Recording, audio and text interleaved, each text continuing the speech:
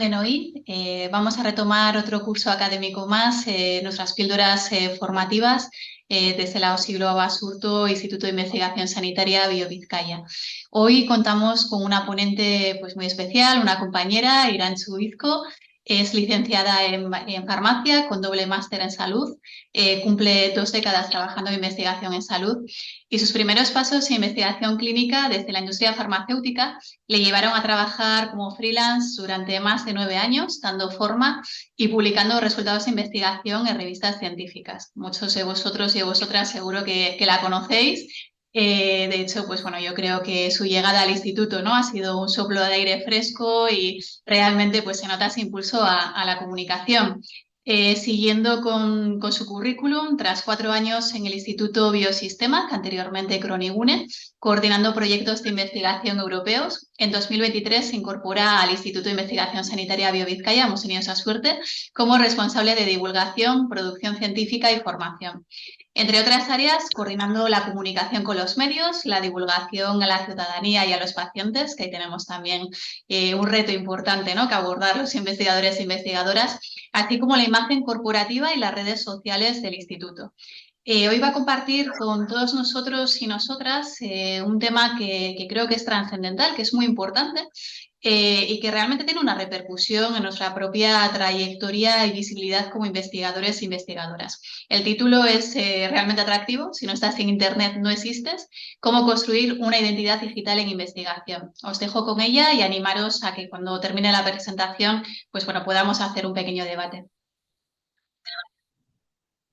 Pues muchísimas gracias, Verónica, y muchísimas gracias a todo tu equipo por esta iniciativa de Vivanou. Me parece que que son píldoras formativas que tienen una actualidad pues clara y un contenido que yo creo que es de mucha utilidad para investigadoras e investigadores para que puedan avanzar en sus carreras profesionales. Así que a vosotros también y a vosotras, Sorionak, por esta iniciativa de Vivanou. Pues yo estoy encantada de estar aquí, así que la verdad es que es un placer poder compartir con vosotros pues algunas ideas que yo tengo sobre pues el mundo digital y la identidad digital. Así que vamos a ver si en estos minutos que tenemos por delante pues lo puedo plasmar de una manera ordenada y clara. A mí me gusta la participación, entonces si tenéis alguna duda o tenéis alguna cuestión que queráis aportar, pues yo invito a que abráis los micrófonos o que lancéis en el chat las preguntas para que esto sea pues lo más participativo y lo más interactivo posible. Os dejo aquí mi correo electrónico. Como dice Verónica, llevo en el instituto desde enero, entonces hay gente que me conoce, pero hay gente que todavía no me tiene fichada. Bueno, pues ahí os dejo el email de contacto por si queréis o necesitáis cualquier cuestión, ¿vale? Si no estás en Internet no existes. Pues yo os invito a hacer una práctica cuando acabe esta sesión y a abrir Google y ver a ver si poner vuestro nombre y apellidos. Ahora creo que sí que funciona así. Vale, entonces meter en Google vuestro nombre y apellidos y ver qué pasa. Y ver cuántas entradas hay y ver un poco pues cómo de activos o cómo digamos, cuánta trayectoria tenéis en el mundo digital. Google es un chivato, así que yo creo que es de los mejores para esta práctica. Yo he hecho este trabajo con mi nombre y apellidos y son 1080 resultados, lo cual diréis, bueno, pues está muy bien, ¿no? Es una persona activa, jolín, 1080 está muy bien. Pero entonces me he permitido el lujo de usar el nombre de Verónica Tiscar y nos encontramos con 37.400 entradas. ¡Wow! Es muchísimo más de lo que yo tengo, como podéis ver, ¿no? Y ahora vamos a dar un pasito más todavía. Como sabéis, recientemente ha habido una premio Nobel que es Katalin Karikó, que yo hice esta búsqueda ayer, si no me equivoco, a las 8:37 de la tarde y tenía en Google 687.000 entradas, ni más ni menos. Pero fijaros que hoy, hace escasos minutos, he hecho la misma búsqueda y Katalin Karikó tiene 17,5 millones de entradas. Estamos hablando que de ayer a hoy, no sé cuánto es de diferencia, pues casi 1 millón, ¿no? Mucho más, perdón, un montón de entradas más desde ayer a hoy. En apenas unas horas, esta mujer se ha catapultado a la fama en el mundo digital. Por tanto, ¿es importante la identidad digital? Creo que está claro que sí, ¿no? Que la respuesta es sí. Pero aún así, yo voy a intentar convenceros a lo largo de esta ponencia. He dividido mi sesión en 6 apartados. Cambio de paradigma es fundamental, si hablamos de identidad digital, del mundo digital, hablar de ciencia abierta. Una pregunta que lanzo al aire, ¿sociedad en red o redes sociales? La visibilidad, otro fundamento que os tenéis que llevar para casa. La visibilidad es necesaria totalmente a efectos administrativos, pero también a efectos de como investigador o investigadora. Vamos a hablar de algunas, no todas, porque estaríamos aquí 3 días, quizá más, de algunas plataformas digitales que están diseñadas para público especializado y de esos sistemas digitales también, pero enfocados más a la ciudadanía. Y por último, os voy a dar unos consejitos para llevar a casa en cuanto a la identidad 2.0, que es la identidad digital. Vamos con el cambio de paradigma. Venimos de una investigación, yo llevo 2 décadas, como decía Verónica, que eso me hace muy mayor, pero bueno, en fin. Venimos de una investigación tradicionalmente estanca, compartimentada, cerrada, digamos, los grupos de investigación no compartían absolutamente nada hasta que no se publicaba en una revista de alto impacto. Y después les costaba incluso. Éramos celosos, digamos, de nuestros datos, de nuestra información, siempre intentando recabar pues, toda la información posible lo más rápido posible para ser los primeros en publicar. Bien, todo eso ha cambiado. Entramos en la era de la ciencia abierta. La evolución nos hace abrir nuestros datos, trabajar en red de forma colaborativa, trabajar con investigadores que están físicamente en otros lugares geográficos, pero también con investigadores de áreas muy diversas. En el instituto tenemos físicos, tenemos matemáticos trabajando con médicos, con enfermeros, con farmacéuticos, con muchas áreas de investigación muy diferentes, pero que necesariamente tienen que interactuar para permitir que se avance más rápidamente en los conocimientos de salud y, por tanto, en la mejora de la salud de las personas. Y yo creo que un claro ejemplo sucedió en la pandemia de la COVID, ¿no? Todos sabemos que de repente se compartía el conocimiento, además a tiempo real.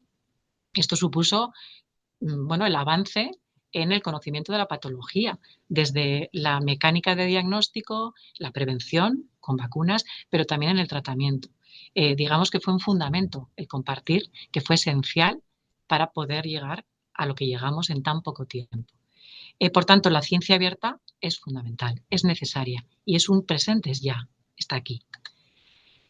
La Fundación Española para la Ciencia y la Tecnología, la FECIT, en su Estrategia Nacional de Ciencia Abierta, la ENCA, que además es súper reciente, 2023-27, define o describe 6 elementos para la ciencia abierta.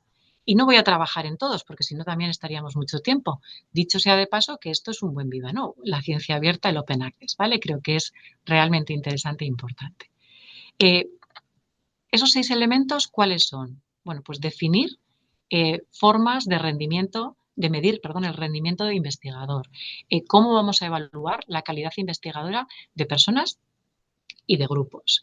Esto os dejo para que os vaya sonando también, porque también es importante. COARA, DORA, son iniciativas que impulsan el cambio de cultura a la hora de evaluar a investigadoras e investigadores, tratando, y esto os doy como una especie de avance, pero lo que se pretende es que haya una evaluación más cualitativa, también basándose en factores de impacto, también basándose en números, en datos cuantitativos, pero que tenga un componente cualitativo fundamental. Acceso abierto. El acceso abierto es abrir procedimientos, es abrir datos, es abrir metodología para que haya visibilidad absoluta, para que haya transparencia absoluta. Y también, fijaros a la izquierda, compartir con la ciudadanía. Ciencia ciudadana, otro fundamento que os tiene que sonar y que está ya aquí en el presente con nosotros, ¿no? El incorporar a la ciudadanía es fundamental. Y ahora yo creo que todos los gobiernos a nivel por lo menos Europa y desde luego también aquí en Euskadi y en España, pues cada vez se busca y se impulsa más que la ciudadanía, que las asociaciones de pacientes estén involucradas en el día a día de la investigación. Por ejemplo, en el Instituto de BioVizcaya, en la comisión de investigación, tenemos la plataforma de pacientes, una plataforma de pacientes de mano de Carrascal, de Pedro Carrascal. Con lo cual, para que veáis y os hagáis una idea de cómo de involucrados están en todo el proceso de investigación. Compartir datos, protocolos, metodologías, plataformas digitales fundamentales para compartir todo esto que estamos hablando. Y luego también Coara, que os hablaba antes, habla de revisión por pares abierta, con lo cual son 6 fundamentos, 6 elementos que son necesarios. Vamos a centrarnos en 3 porque nos toca más con el tema del mundo digital, ¿vale? Que serían estos 3. Vamos a abrir la ventana. Vamos a abrir nuestra investigación. ¿Y cómo se abre la investigación? Pues con acceso a todos los resultados, a todo lo que tengamos dentro de nuestra pollata, dentro de nuestros laboratorios. Publicaciones, datos, protocolos, metodologías. Vamos a compartirlo con la comunidad científica.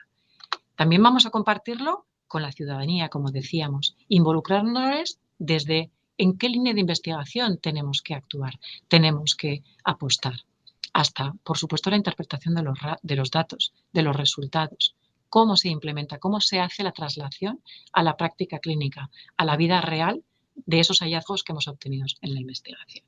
Y esto, como he dicho antes, es ciencia ciudadana, un término que os tiene que sonar a todos y que ya digo que está aquí ya. ¿Y esto cómo se hacía tradicionalmente? Pues se hacía yendo a congresos, en jornadas, en sesiones, cuando viajábamos a algún lugar, pues que hacíamos un intercambio, por ejemplo, y en una estancia en una universidad extranjera y entonces podíamos poner en común estas cosas. Cuando hablamos de ciudadanía, pues por ejemplo existen jornadas y hace poquito ha sido Naucas en Bilbao, que es una jornada de divulgación en la que se intenta acercar la ciencia a la ciudadanía y la ciudadanía a la ciencia para que interaccionen investigadoras e investigadores con personas de a pie de la calle. Pero también se puede hacer con plataformas digitales y para eso estamos aquí. Y os pregunto, ¿sociedad en red o redes sociales? Bueno, vamos a ver si le damos respuesta. Esto es un esquema de cómo el Instituto BioVizcaya interactúa y qué alianzas tiene, eso solamente en Euskadi, en el País Vasco. Y podéis ver que tenemos una nubecita en la parte de arriba izquierda, que son todo el mundo tecnológico, SIC-Biogune, en fin, hay Tecnalia, Geiker, hay un montón de entidades que trabajan con un foco puesto en la tecnología. Tenemos a la derecha, en la zona alta, las universidades, la UPV, Mondragón, Deusto, otras. Abajo tenemos centros específicos especializados, por ejemplo, Achúcarro en neurociencias, tenemos en el lenguaje y cerebro el BCBL, tenemos el BICAM, que es el de matemáticas. También tenemos centros de salud privados, por supuesto, Osakidecha, por supuesto, Departamento de Salud. Y en el centro, pues compañías, ¿vale? El Basque Health Cluster, en fin, una serie de compañías con las que interactuamos en diferentes estudios, en diferentes proyectos de investigación. Pero si nos fijamos, todo esto son redes en las que investigadoras, investigadores de BioVizcaya están involucrados, están contribuyendo y están trabajando con. Por lo tanto, os pregunto, ¿sociedad en red? La respuesta claramente sí.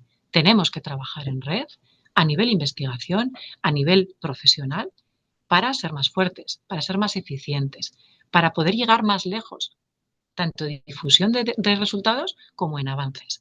Por lo tanto, sí, sociedad en red. Y ahora bien, ¿y las redes sociales? Pues solo hay que mirar a la calle. Cuando estamos sentados en el metro, ¿cuántas personas miran arriba? La mayoría están gachas mirando a sus móviles, a sus tablets, a sus ordenadores.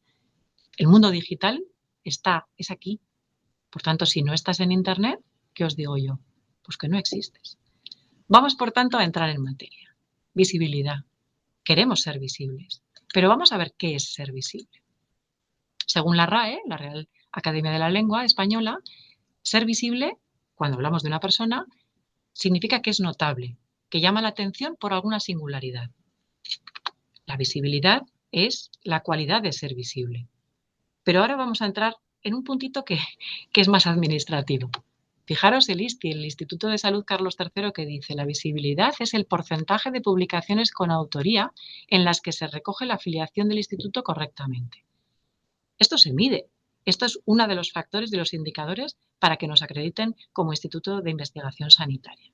Por tanto, la visibilidad es fundamental, no solamente como personas que queremos que nos vean, que se nos tenga en cuenta, sino también como profesionales y también como entidades, como organizaciones. Por tanto, es importante lo primero de todo, cuando empezamos nuestra carrera profesional, vamos a pensar, ¿cómo nos vamos a llamar? ¿Cómo nos vamos a llamar en un paper, en un artículo original? Pero también en la red, lo vamos a ver después. Pues yo soy Irantzu Izco Basurco. Precisamente mi nombre, no sé si habrá dos iguales. Yo elegí ese guión medio. No soy i.izco, no soy i.izco Basurco, no soy Irantzu.izco. Y esto es algo que hay que defender porque muchas veces cuando participamos en un paper, igual no somos los autores de correspondencia, con lo cual no tenemos el manejo, vamos a decir, de cómo se meten los datos en esas plataformas de las revistas científicas. Entonces, hay que ser muy exigentes en que nos pongan bien nuestro nombre. Es fundamental, es nuestra identidad. Hay otros ejemplos. Cuando tenemos nombres un poquito más genéricos, pero igual hay un segundo apellido que es más especial, pues vamos a aprovecharlo. Y me he inventado un nombre, no sé si existe. Jaime Gómez Tijuán. Bueno, pues Jaime G. Tijuán podría ser una opción, porque Tijuán no es tan habitual. Y fijaros que he eliminado la tilde, porque muchas veces nos movemos en mundo anglosajón. Y en el mundo anglosajón hay muchos caracteres españoles, la ñ, que no están. Algunos dicen que es mejor usarlos, otros dicen que no. Eso os lo dejo un poco a vuestra criterio. Yo soy de las que cree que no hay que usarlos, pero eso ya depende un poco de cada uno. Pero luego vamos a otro nombre, que es más frecuente, es mucho más común, Rosa García Sánchez. Bueno, volvemos a usar o no tildes, yo prefiero no usarlas, pero también tenemos que aceptar en algún momento en el que probablemente voy a tener que vivir con otros homónimos, es decir, con otras personas que van a tener mi mismo nombre. Es fundamental normalizar el nombre, integrarlo en nuestras cabecitas, es nuestra identidad.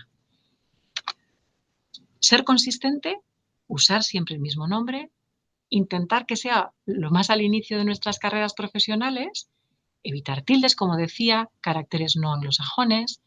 Si se usan dos apellidos, mejor unirlos con un guión, porque ya sabéis que en muchos países no existen dos apellidos. Sí existen nombres intermedios y entonces pueden confundirles, pueden pensar que ese primer apellido es un segundo nombre, con lo cual es mejor tratar de evitar y unirlos con los dos apellidos con un guión. Y claro que influye, claro que es importante, porque es que nuestro nombre va unido a la visibilidad de nuestro trabajo, a recuperar la producción científica y a día de hoy, aunque esté Coara empujando fuerte y con ganas de cambiar la cultura de evaluación de la calidad investigadora, a día de hoy todavía se mide por factor de impacto. Y para medir ese factor de impacto, ese índice H, hay que recuperar toda esa producción científica, con lo cual vamos a intentar ser consistentes cuando usamos un nombre. Lo mismo en Internet, lo mismo en el mundo digital. Cuando usamos un nombre vamos a intentar, si no está cogido, claro, cuanto más diferente o más extraño sea nuestro nombre, más raro, pues más fácil que no esté cogido. Si es muy habitual, pues probablemente esté cogido y tengamos que tirar de números, tirar de cosas. Vamos a ser consistentes, vamos a pensar bien, vamos a pensar a largo plazo. ¿Qué nombre vamos a utilizar? No vamos a usar el mismo que a nivel personal, quizá, o quizá sí. Todo esto son cosas que os tenéis que preguntar a vosotros mismos, a vosotras mismas, antes de entrar en el mundo digital. Y la identidad corporativa, tan importante como la identidad personal. Pertenecemos a una organización, a varias organizaciones. Tenemos que conocer la denominación correcta de la organización. Acabamos de cambiar de nombre el instituto. Ya no somos Instituto de Investigación Sanitaria Biocruces Vizcaya, ahora somos BioVizcaya, por una estrategia de globalización, de integración de todas las organizaciones en Vizcaya.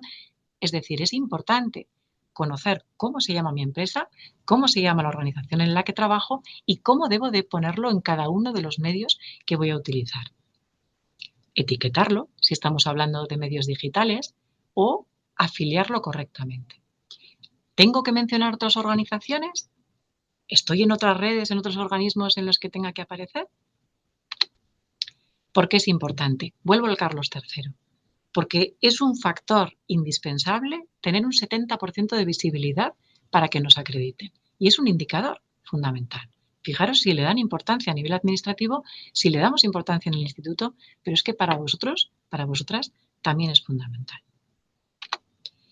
Vamos a entrar a ver algunas plataformas digitales para público especializado.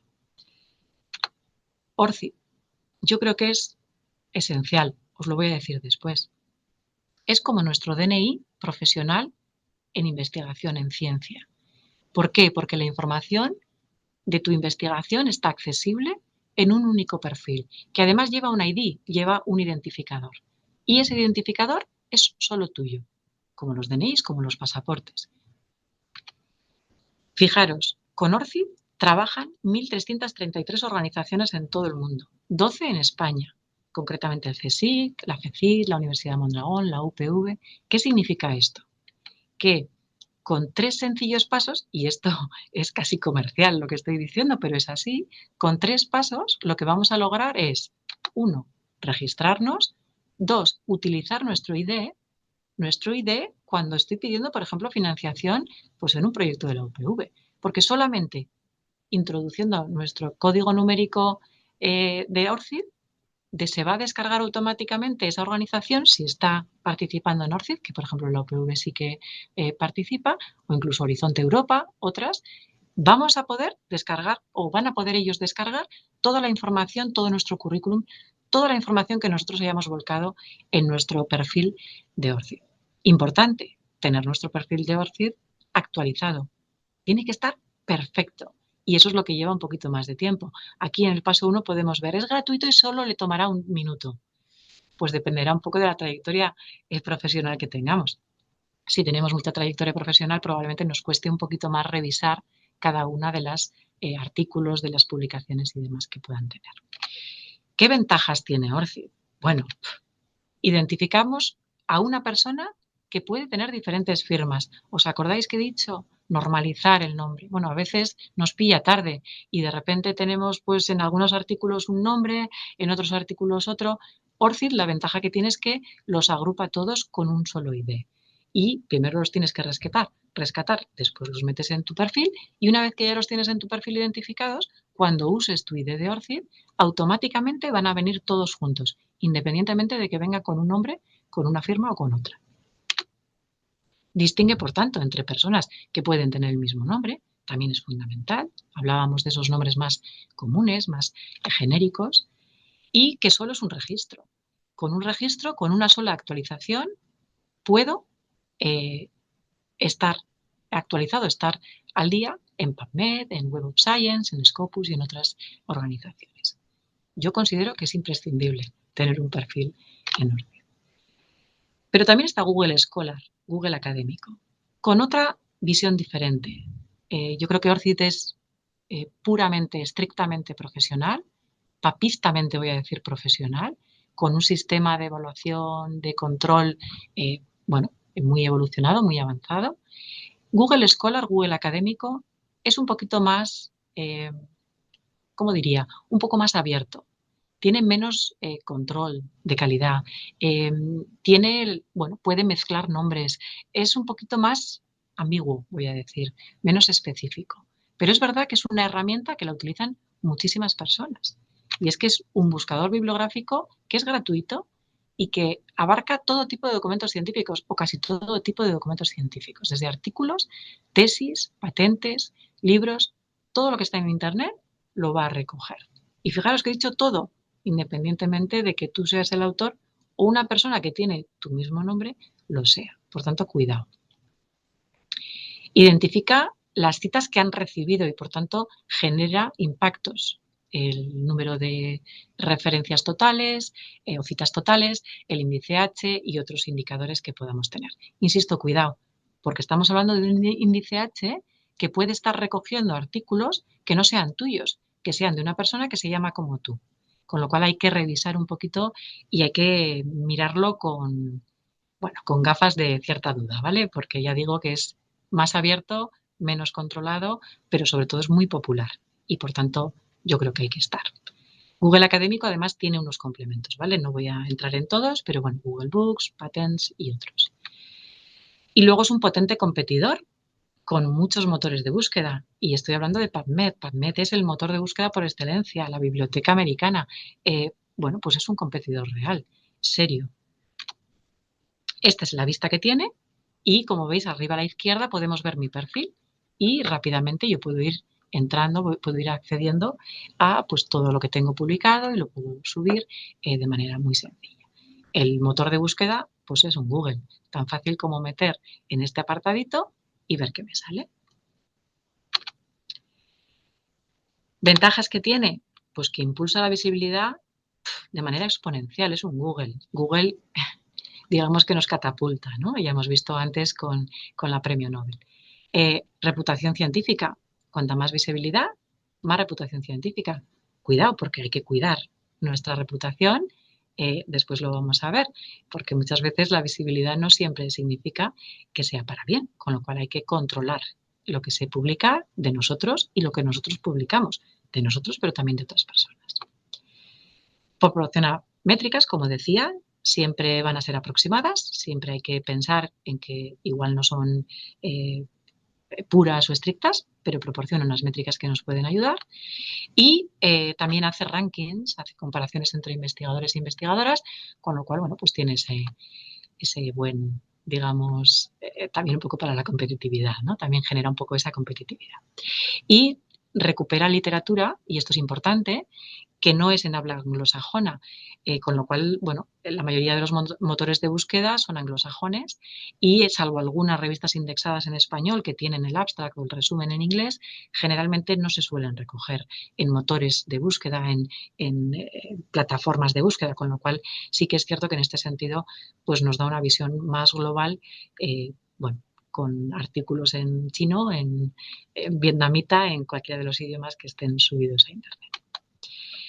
Y tenemos otras plataformas. Yo no puedo entrar en todas porque realmente aquí podríamos estar hablando mucho rato. ResearchGate es una que yo he utilizado tradicionalmente, me parece súper útil. Tiene capacidad de hacer debates, de consultar dudas con comunidades científicas específicas. Tú puedes invitarles, pero también te pueden invitar a resolver dudas. A mí eso me parece muy interesante. También puedes, bueno, colgar toda tu documentación, tienes un perfil, ese perfil es visible a otros, muy similar a LinkedIn o muy similar a las redes sociales. Tú puedes tener, no se llaman amigos, pero serían como colegas, vamos a decir, y puedes seguir a otras personas para ver sus trayectorias y de alguna manera tú puedes colgar toda la bibliografía de la que tengas copyright, porque obviamente los copyright no voy a entrar en esta charla, también es un tema de debate, pero siempre hay que utilizar toda aquella información de la que tienes permiso. No siempre se tiene permiso, ¿vale? A veces cuando publicamos un artículo el copyright es de la revista, no es nuestro. Con lo cual hay que medir también en ese sentido qué es lo que copiamos, qué es lo que colgamos y lo que compartimos. Tenemos Scopus, que es de Elsevier, y tenemos Web of Science, que es muy conocida, que es de Clarivate. Y un anuncio. Muy próximamente vamos a tener la Biblioteca Virtual de Salud de Euskadi y está prácticamente ya de lanzamiento. Yo creo que antes de final de año se va a lanzar. Esto va a ayudarnos muchísimo en Euskadi porque va a integrar toda esa documentación que muchas veces se quedaba en OSIS, en organizaciones, en atención primaria, en, no sé, en un pueblito, pues todos esos documentos que son de utilidad, que tienen una calidad excelente, pero que no se están compartiendo pues por falta de medios, de plataformas, de conocimiento muchas veces de cómo compartirlos, pues se van a poder compartir en esta biblioteca virtual. Aquí también va a haber los investigadores, las investigadoras, vamos a poder tener un perfil, vamos a tener que revisar ese perfil y de esta manera vamos a compartir toda nuestra bibliografía con el resto de la comunidad en Euskadi científica, con el resto de la comunidad científica. Además, los motores se van a descargar automáticamente, con lo cual se va a descargar de PalMed, de DialNet, de diferentes plataformas. Va a ser parte manual porque sí que tendremos que revisar nosotros que esté todo, pero como sucede en todas las plataformas, y digamos que es un avance de la que yo creo que vamos a sacar mucho provecho. Más adelante me imagino que el departamento y BioF os pondrán al tanto de esto. No puedo hablar en profundidad de cada una de estas plataformas, pero he encontrado este taller que, aunque veis que es de 2017, que ya son unos añitos, pero yo lo he visto y me ha parecido bastante interesante porque sí entra un poquito más en detalle en cada una de las plataformas, incluso tiene otras plataformas también que yo no he querido incorporar, pero me parece que puede ser interesante y os dejo aquí para que podáis revisarlo. Y ahora vamos a la ciudadanía. A mí me encanta la ciudadanía, a mí me encanta la divulgación científica a personas, a personas que tienen conocimientos a veces limitados de ciencia. Me encanta porque me parece que es crear una sociedad más culta, crear una sociedad que además le estamos dando criterio para poder tomar decisiones, para poder participar de su salud. Las personas somos personas, pero en algún momento podemos ser pacientes. Probablemente seamos pacientes. Y cuando somos pacientes, cada vez más se intenta que el paciente esté en el centro, es decir, que el paciente tenga su capacidad de toma de decisiones activa, de participación en su tratamiento, en todo el proceso de su patología. Y cuanto más sepa esa ciudadanía, cuanto más información, más formada esté, muchísimo mejor porque más criterio tendrá para poder tomar esas decisiones. Así que yo siempre impulso lo máximo posible todas las charlas, todo lo que podamos hacer en divulgación científica a las personas de la calle. Voy a hablar de redes sociales. Hay más cosas, como digo, están AUCAS, hay charlas que se pueden hacer en institutos, en centros de mayores, en centros de asociaciones de pacientes, pero vamos a centrarnos en el mundo digital. Y como en el mundo digital ahora mismo prima las redes sociales, vamos a ver cómo podemos trabajar en esto. Pues como digo, son uno de los principales canales de información que conviven, casi compiten, voy a decir, con los medios tradicionales, que es la televisión, que es la radio, en fin, todo eso que sigue existiendo, pero que también se ha unido al carro y, como sabéis, muchas veces los vemos a través de plataformas digitales, ya no los vemos en la televisión, ya no los escuchamos muchas veces con una radio como se hacía tradicionalmente, ¿no? Sino que nos conectamos a través de Internet en sus plataformas. Fundamentalmente es un lenguaje audiovisual, con lo cual nosotras que somos investigadores, que tenemos como la letra casi grabada en sangre, pues tenemos que hacer un trabajo porque tenemos que dibujar eso que normalmente escribimos. Y eso es un reto muchas veces. Tenemos que conseguir que una imagen diga todo o diga mucho, sobre todo en algunas redes sociales, como vamos a ver más adelante. A veces hay limitaciones encima y los que somos de mucho hablar, los que somos de enrollarnos, pues tenemos que concentrarnos muy mucho, simplificar y solo atender a lo importante. Y además de manera asequible, con un lenguaje que lo entiendan, con un lenguaje que sea cercano, pero con rigor, sin olvidarnos de que hablamos de ciencia, que tiene que tener una calidad, una evidencia. Cada red social además tiene sus características y los mensajes no valen el mismo mensaje para todas las redes sociales. Nos tenemos que adecuar, tenemos que intentar adaptarnos, entender esa red social, qué foco tiene, quiénes son las personas que lo reciben, qué perfil tiene, más profesional, menos profesional, y por tanto adecuarnos en nuestros mensajes. Y por último, vamos a intentar potenciar que participen con nosotros, porque de esta manera les acercamos y nos acercamos a ellos, ¿vale? Esto es un corta y pega, abajo está la fuente. Me ha parecido interesante. LinkedIn. LinkedIn yo creo que es una de las redes fundamentales. Fijaros, 660 millones de usuarios activos en el mundo. Es una pasada.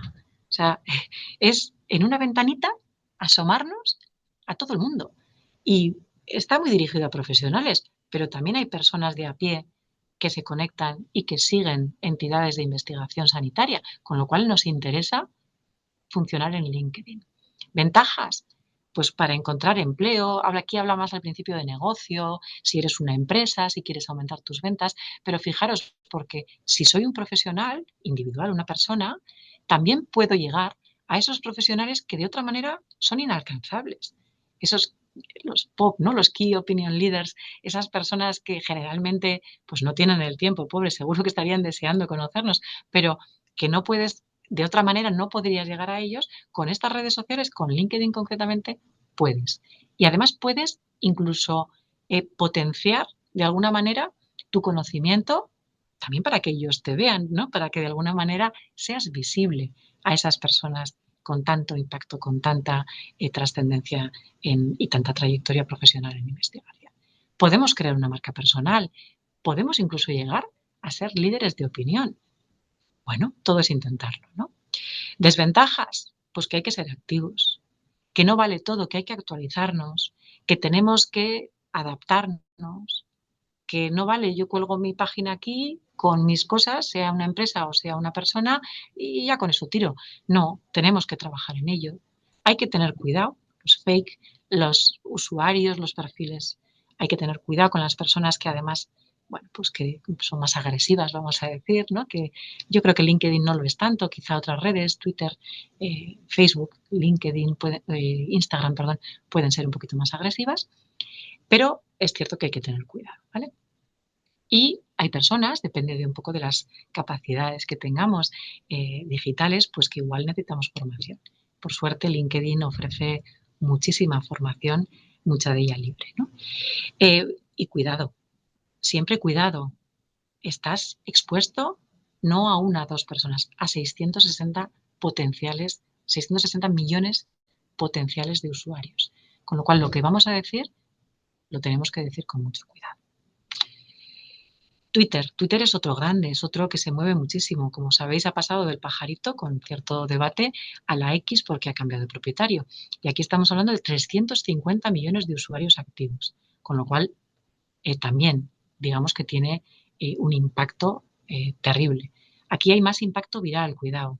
Y los mensajes son rápidos, máximo 280 caracteres, aunque si pagas una licencia puedes contar casi el Quijote, pero es cierto que lo habitual suele ser mensajes cortos, muy directos, que se suelen o se pueden acompañar de una infografía, de una imagen. ¿Para qué sirve? Para estar informado, para compartir mi pasión, en este caso podría ser mi profesión, para estar en contacto con otras personas, como digo, pues muchas personas grandes que quizá de otra manera no podríamos tener acceso, para hacer publicidad. Por ejemplo, hoy este Viva No, pues lo hemos publicitado, para realizar peticiones, esto ya igual nos preocupa menos, no lo sé. Nosotros generalmente no hacemos reclamaciones en la profesión, sí que podemos reivindicar algo, alguna cuestión, claro que sí, pero en general el uso que se suele dar profesional es más moderado, es más neutro, menos reivindicativo, por decirlo así. Y ahora os voy a dar unos consejitos para llevar a casa en la identidad 2.0. Y creo que voy bien de tiempo. En las redes sociales. Está presente, o sea, va a ocurrir, digamos que las redes van a seguir avanzando independientemente de que nosotros nos subamos o no al carro. Con lo cual, si decidimos subirnos al carro, tenemos que seleccionar muy bien las plataformas en las que queremos estar presentes, en las que queremos ser visibles. Y esto va a depender de la especialidad que tenemos, porque hay algunas redes, ya digo, LinkedIn es más profesional, Twitter es más, bueno, es más batiburrillo, vamos a decir, pero sobre todo tenemos que ser muy conscientes del tiempo que tenemos. ¿Cuánto tiempo vamos a invertir a las redes sociales? ¿Por qué? Porque no nos vamos a meter en 5 redes sociales diferentes si no tenemos mucho tiempo. Es mejor poco de calidad que mucho y de aquella manera.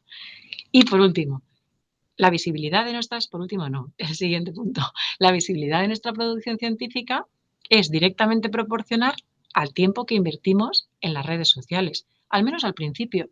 Luego, cuando somos súper famosos, pues probablemente nos nombren, nos mencionen, nos etiqueten, nos identifiquen. Hemos visto a la Premio Nobel de un día para otro, pues fijaros cómo ha crecido su visibilidad y cómo ha crecido el impacto de su nombre. Bueno, pues esto también va evolucionando a medida que nuestra carrera profesional avanza. Cuidar la reputación digital. El efecto viral de estos sistemas es brutal, es devastador en algunas ocasiones. No voy a entrar en los problemas de salud mental que se sabe que están generando las redes sociales. Con lo cual, cuidado, no todo vale. Hay que medir muy mucho lo que decimos. Hay que tener esa responsabilidad de la información que vamos a aportar. ¿Es correcta? ¿Está basada en la evidencia? ¿Tiene rigor científico? Y sobre todo, ¿tenemos permiso para publicarlo? ¿Es de otro? Cuidado, ¿vale? Esto llega y puede llegar incluso al dueño de una foto en un momento dado de la que no tengo copyright, ¿vale? Seguimos con las redes sociales, un poco mareados. 3 tips. Elegir en qué sistemas, vamos a tener presencia. Ser muy conscientes. Todos ofrecen servicios y ventajas y generalmente la idea es que nos ayuden a potenciar nuestra identidad digital, a darnos visibilidad. También requiere un esfuerzo constante por mantenerlos actualizados, con lo cual medimos nuestras fuerzas. Redes sociales, seguimos. La identidad digital se construye activamente. Tengo que crear contenidos, tengo que generar conversaciones en línea con otras personas o grupos de investigación. Tengo que estar presente en mi ámbito de conocimiento más allá de lo que antes era publicar en una revista científica. Con lo cual, vamos a invertir tiempo. Pero os recomiendo que también escuchéis, leáis lo que dicen de vosotros otros profesionales, porque de alguna manera va a haber esa repercusión y un poco si estáis haciéndolo bien o si tenéis que modificar vuestro modus operandi. Podéis crear una marca profesional. Si tenéis una red profesional, podéis crear una marca. Podéis, por supuesto, trabajar en sinergia, aprender de otros. ¡Buah! Esto es terriblemente maravilloso. Se puede aprender de otros con un clic en la pantalla de nuestro móvil. Esto es genial.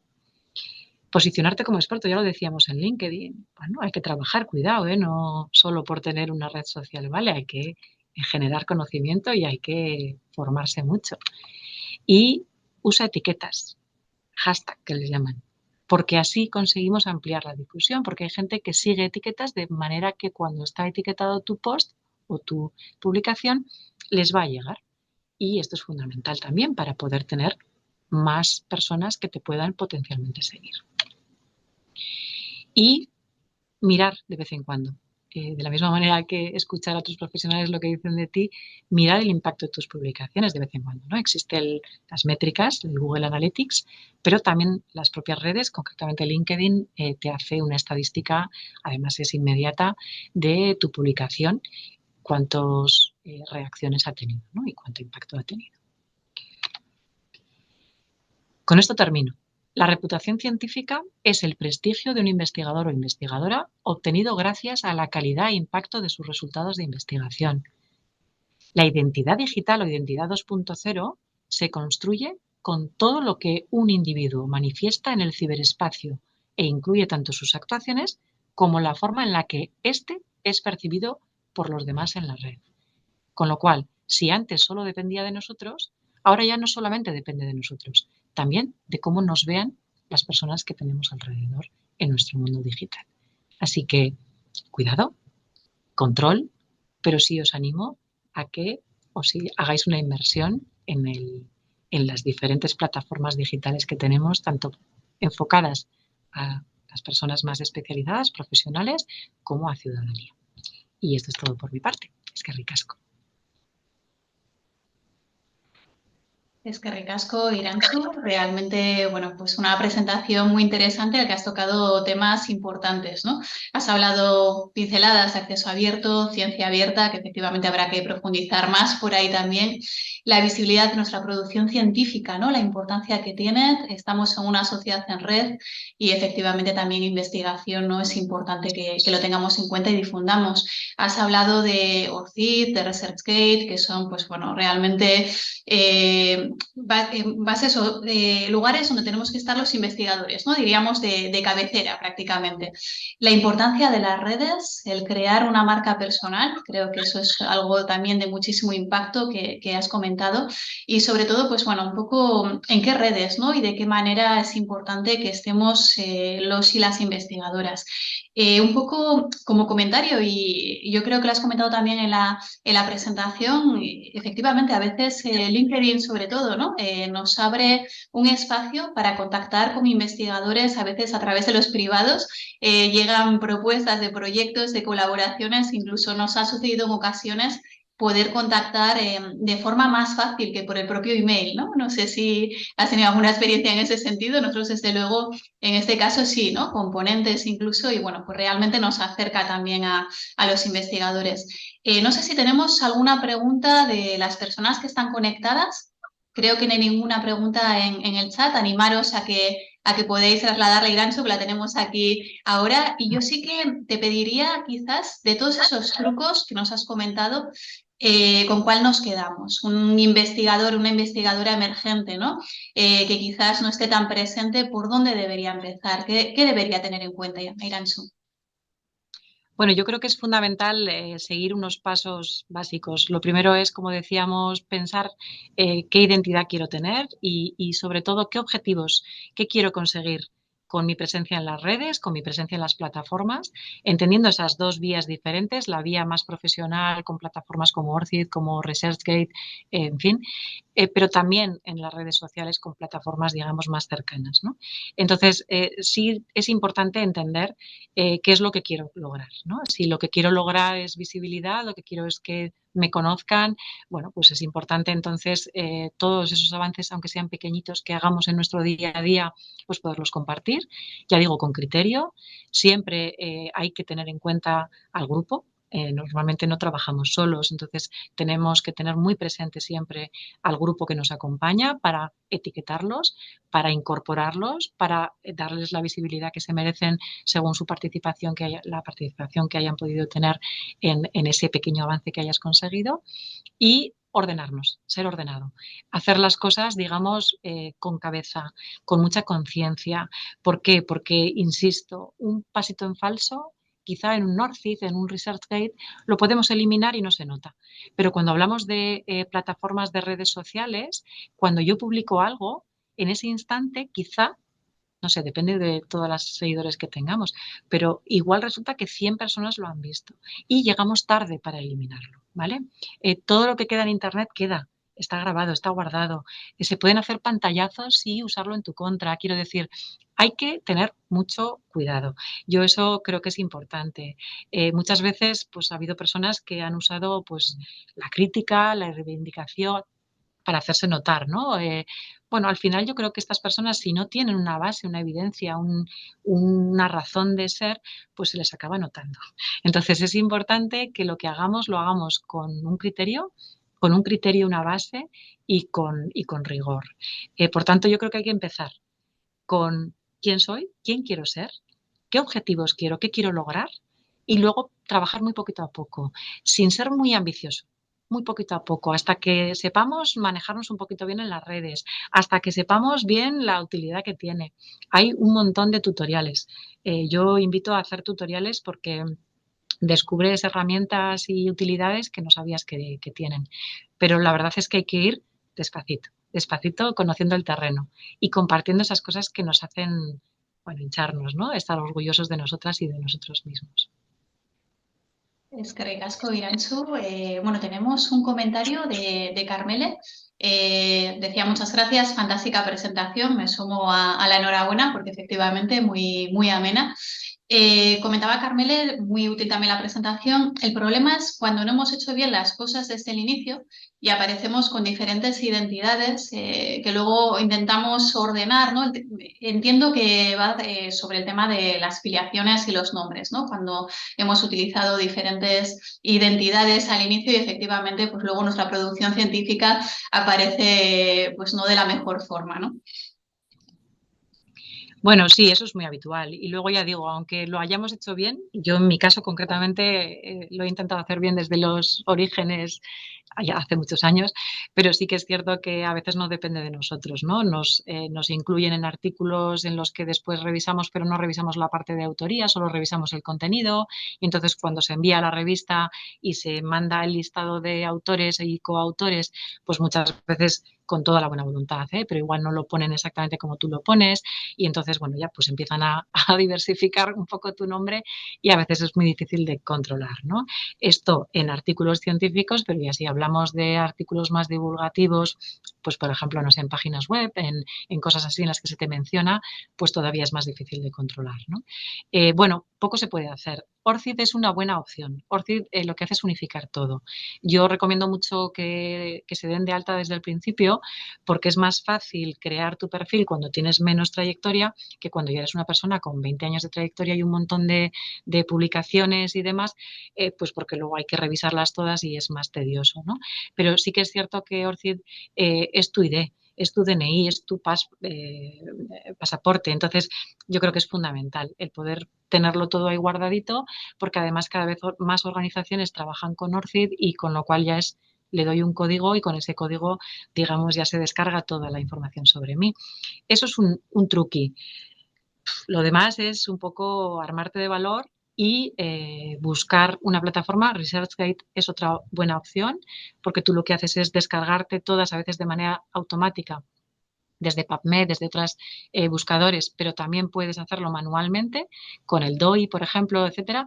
Y bueno, y de alguna manera tú puedes como recoger todas esas documentaciones que tienes y poderlas compartir, toda esa producción científica, y poderla compartir con las personas que son de tu interés en ResearchGate, en abierto o en cerrado, con lo cual esa también es un buen truco para hacerlo.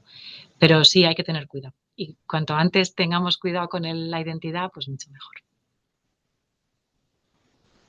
Se está animando el chat. Tenemos a Leire, Eskerrik asko Irantxu. Muy interesante el contenido de la píldora. En otras iniciativas, los y las investigadores e investigadoras con menos experiencia nos han consultado por tips para estar activos en redes.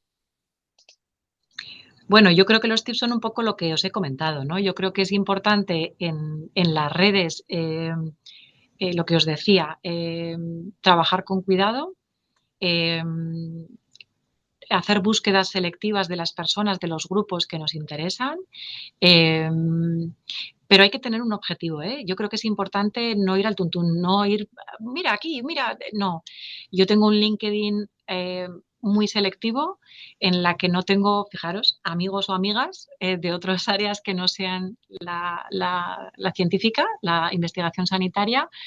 Lo he hecho muy conscientemente, pidiendo disculpas a veces, porque es verdad que para mí LinkedIn es una red de conocimiento científico en el que yo lo que quiero es adquirir conocimiento, es estar al día, estar actualizada y también aportar, vamos a decir, lo que mi granito de arena en esa comunidad. Entonces, prefiero no mezclar y no tener, pues, no sé, ¿no? A mi grupito de amigos del sábado, y bueno, con ellos ya compartiré la ciencia de otra manera, ¿no? Con un vinito y de manera más divulgativa. Pero ¿por qué? Porque de esta manera también mi objetivo está más claro, mis mensajes tienen un formato, bueno, pues que ya está identificado, que es un poco profesional, es decir, con tecnicismos, perdón, pero asequible, ¿eh? Siempre tiene que ser un poco asequible porque las redes al final es un mundo abierto, ¿no? Entonces, tenemos que tener muy claro el objetivo que queremos sacar de esas redes sociales y a partir de ahí generar, bueno, pues contenido que pueda ser de interés para esas personas que tenemos y también hay gente que busca, bueno, pues conseguir ampliar sus horizontes y encontrar trabajo, en fin, todo eso también es útil, ¿no? Y entonces hay que cuidar mucho la imagen que tenemos, qué es lo que estamos dando en nuestras redes sociales, que sea, que sea de rigor, que sea importante. Igual me repito un poco, pero es que realmente yo creo que es fundamental, ¿eh? El tenerle mucho respeto a las redes sociales. Eskerrik asko Irantxu por este Viva Nou. Y nos quedamos igual con ese mensaje clave, ¿no? El tener claro el objetivo y ser selectivos y selectivas. Eskerrik asko. Muchísimas gracias, Verónica. Agur, eskerrik asko.